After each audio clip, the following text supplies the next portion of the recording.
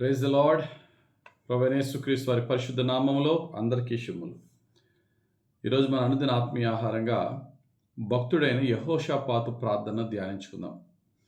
యెహోషాపాతు యోధా ప్రజలకి రాజుగా ఉన్న కాలంలో కొన్ని రాజ్యాలు యెహోషాపాతు మీద పడి యెహోషాపాతుని సర్వనాశనం చేయడానికి వచ్చాయి. అది మనకి 2వ దినవృత్తాంతాల గ్రంథం 20వ అధ్యాయంలో కనబడుతుంది. అమ్మోనీయులు, మోయోనీయులు, మోయాబీయులు వీళ్ళందరూ కలిసి దండెత్తి యెహోషాపాతు మీదకి వచ్చినప్పుడు యెహోషాపాతుకి క్లియర్గా అర్థమైంది, నేను ఎంత కష్టంగా పోరాడినా వీళ్ళని నేను జయించలేను, నా శక్తి సరిపోదు, నా సైన్యం యొక్క శక్తి సరిపోదని యెహోషాపాతు చక్కటి ప్రార్థన చేశాడు. ఆ ప్రార్థన మన జీవితంలో కూడా నేర్చుకుని మనము కూడా ఆయా సమస్య వచ్చినప్పుడు ఈ విధంగా ప్రార్థన చేస్తే ఖచ్చితంగా మనకి దీవెనకరంగా ఉంటుంది. ఏంటి ఆ ప్రార్థన? 2వ దినవృత్తాంతాల గ్రంథము 20వ అధ్యాయము 12వ వచనం. మా దేవా, నీవు వారికి తీర్పు తీర్చవా? మా మీదకి వచ్చు ఈ గొప్ప సైన్యముతో యుద్ధము చేయుటకు మాకు శక్తి చాలదు, ఏమి చేయుటకును మాకు తోచదు, నీవే మాకు దిక్కు అని ప్రార్థన చేశాను.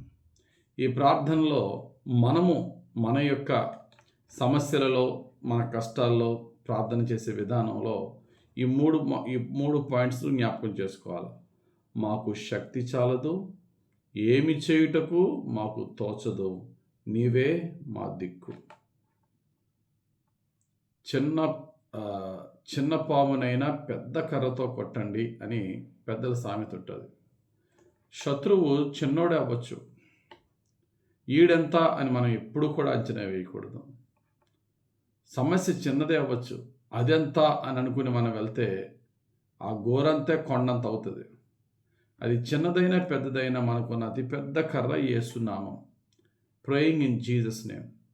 యేసు ప్రభువా, ఈ సమస్య ఏమైతే వచ్చిందో ఇది నా శక్తి సరిపోదు, ఇది ఏం చేయాలో నాకు తోచట్లేదు, నాకు నీ శక్తి కావాలి, నీవే మా దిక్కయ్యా, నీవే నా దిక్కయ్యా అని ప్రభు వైపు తిరిగినప్పుడు ఖచ్చితంగా ప్రభు సహాయం చేస్తాడు. ఎదుటివాడు ఎవడైనప్పటికీ కూడా 3 రాజ్యాలు దండెత్తి యెహోషాపాతు మీదకి వచ్చినప్పుడు యెహోషాపాతు చేసిన ఈ ప్రార్థనకి చూడండి, ప్రాబ్లం వచ్చింది, వెంటనే ఏం చేశాడు? ప్రేయర్ చేశాడు. దేవుడు వెంటనే ఎవరిని పంపించాడు? ప్రవక్తను పంపించాడు. ప్రవక్త ఏం తీసుకొచ్చాడు? ప్రాఫెసీ తెచ్చాడు. ఎప్పుడైతే ప్రాఫెసీ వచ్చిందో, ఎప్పుడైతే భక్తుడు ప్రవక్త చెప్పాడో, వెంటనే వీరందరూ కలిసి ఏం చేశారు? ప్రైజ్, దేవుని స్తుతించారు. ఫైనల్గా ఎండ్ రిజల్ట్ ఏంటి? ప్లండర్. మొత్తం దేవుడు ఆయన సైన్యాన్ని పంపి వారందరినీ హతమార్చగా వారి యొక్క సమస్త యావదాస్తిని మీరు దోచుకుని వచ్చేసారు. ప్లండర్ అంటే సమస్తమైనటువంటి శత్రువులపై జయము కాదు, జయము మాత్రమే కాదు, శత్రువుల ఆస్తిని కూడా దోచుకుని వచ్చే భాగ్యాన్ని దేవుడిచ్చాడు.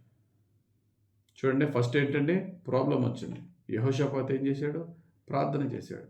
వెంటనే దేవుడు ఒక చక్కటి ప్రవచనాన్ని పంపించాడు. ప్రవక్త అయినటువంటి యహజీయేలు లేపి, యహజీయేలు వచ్చి అదే 2వ దినవృత్తాంతంలో 20వ అధ్యాయం 14వ వచనంలో యహజీయేలు అనే వ్యక్తిని ఏర్పరచగా 17వ వచనంలో అతడు వచ్చి అంటాడు, రేపు యుద్ధం చేసేది మీరు కాదయ్యా, యెహోవాయే యుద్ధం చేయబోతున్నాడు, మరి మీరేం చేయాలా? అక్కడికి వెళ్ళి నిలబడి చూడండి చాలు, what God is going to do.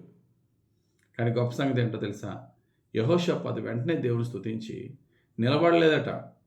Just నిలబడడం, యుద్ధం దేవుడే చేస్తాడు, నిలబడడం ఎందుకురా బాబు, ఖాళీగా ఉండొద్దని చెప్పి యాజకులను ముందు నిలబెట్టి దేవుని నామాన్ని అత్యున్నతంగా ఆరాధన చేశారట, ప్రైజ్ చేశారట. వారు ప్రైజ్ చేసినప్పుడు దేవుడే తన మాటుగాళ్ళను పెట్టి ఆ యొక్క శత్రువులను హతమార్చగా కొందరు వారికి వారే పొడుచుకుని చచ్చిరి అనే మాట ఉంటుంది. వారందరూ బొత్తిగా హతమార్చగా వీరెళ్ళి ఏం చేశారట? వెళ్ళి వారి మధ్యన ఉన్న సమస్తమైన వెండి బంగారాలను తీసుకుని వచ్చినట్టుగా 21వ వచనం నుండి 25వ వచనం వరకు కనబడుతుంది. మన జీవితంలో కూడా ప్రాబ్లం వచ్చినప్పుడు ప్రార్థన చేద్దాం. ప్రేయర్ చేసినప్పుడు దేవుడు ప్రామిస్నో ప్రాఫెసీనో పంపుతాడు. అది వచ్చినప్పుడు విశ్వాసంతో స్తుతిద్దాం. దేవుడు ప్రాబ్లంని ఎలా మార్చేస్తాడంటే ప్లండర్గా, ఎవరు మనల్ని దోచుకోవడానికి వస్తున్నారో వారిని దోచుకునే స్థితిలో దేవుడు మనల్ని హెచ్చిస్తాడు. గొప్ప దేవుడు మనకున్నాడు. భయపడద్దు. 3 ముక్కల ప్రార్థన. ప్రభువా నా శక్తి సరిపోదు, ప్రభువా నా శక్తి సరిపోదయ్యా, నాకేమి చేయాలో తోచట్లేదయ్యా, నీవే నా దిక్కయ్యా అని ప్రార్థన చేద్దాం. ఆ తర్వాత దేవుడు ఏం చేశాడు? వెళ్ళి నిలబడన్నాడు. కాబట్టి సమస్య వచ్చి పారిపోవడం కాదు, నిలబడదాం ధైర్యంగా. దేవుడు కార్యం చేస్తాడు. నిలబడుతూ ప్రార్థన చేద్దాం, నిలబడుతూ స్తుతిద్దాం. కతివ కార్యాలు దేవుడు చేస్తాడు. దేవునికి మహిమ కలుగును గాక. అట్టి ఆత్మ నడిపింపు పరిశుద్ధ ఆత్మ మనకిచ్చి మనకి విజయం దయచేయను గాక. ఆమేన్. పరిశుద్ధుడా, ప్రేమ కలిగిన తండ్రి, ఇచ్చిన ఈ వాక్యం బట్టి స్తోత్రాలు. ధ్యానించిన వాక్యం అంతయు కూడా మాకు రక్షణకరంగా, ప్రతి సమస్యలో, ప్రతి శత్రువుతో, ప్రతి ఇబ్బందిలో నీ గొప్ప జయ జీవితం ఇచ్చి, నీ శాంతి సమాధానంతో మమ్మును మా ప్రజలను నీవు మాకిచ్చిన సమస్తమును నీవే సమాధానపరచమని, నీవే రక్షించి కాపాడి దీవించమని యేసు నామములో ప్రార్థించి వేడుకొంచున్నాం తండ్రి. ఆమెన్. తండ్రి యొక్కయు కుమారుని యొక్కయు పరిశుద్ధాత్మ దేవుని అభిషేకం మనకు హెచ్చుగా తోడుండి నడిపించి దీవించును గాక.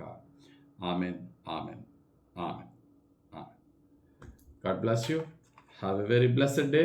యేసే మనతో ఉండి జయ జీవితం మనకు అనుగ్రహించును గాక. ఆమెన్.